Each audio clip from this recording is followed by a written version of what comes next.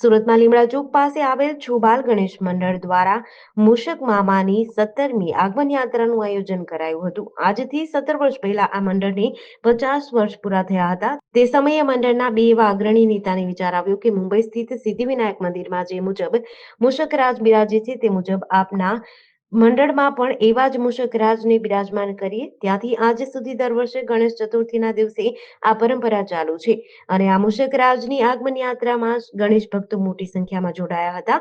આ આગમન યાત્રામાં ગણેશ ભક્તો સાથે મંડળના સભ્યો પણ જોડાયા હતા।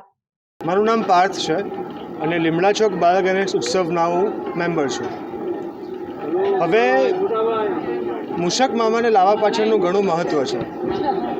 જ્યારે લીમડા ચોક બાળ ગણેશ ઉત્સવને 50 વર્ષ પૂરા થયા હતા ત્યારે લીમડા ચોક બાળ ગણેશ ઉત્સવના બે એવા અગ્રણી નેતાઓને એક એવો વિચાર આવ્યો કે મુંબઈમાં સિદ્ધિવિનાયક સ્થિત જે મૂષક રાજા છે તો એવા સેમ મૂષક રાજા આપણે આપણા મંડળમાં પણ સ્થાપન કરીએ।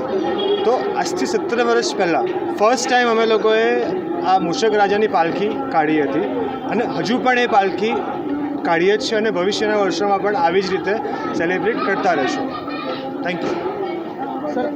જે મૂષક રાજાની પાલખી કાઢે છે અને આટલે જે મૂષક રાજાને સ્થાપન થાય છે પબ્લિકનું શું મહત્ત્વ છે? પબ્લિકનું જ મેઇન મહત્ત્વ છે અહીંયા, કારણ કે દરેક ભાવિક ભક્તો ગણપતિ બાપા સુધી પહોંચી નથી શકતા, મતલબ ડાયરેક્ટ એમને કહી નથી શકતા એમની મનોકામનાઓ।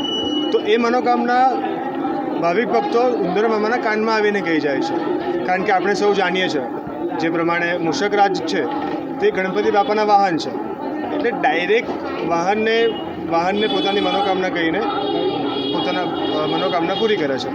જેડીસી ન્યૂઝ સાથે સુનિલ ગાજાવાલા, સુરત।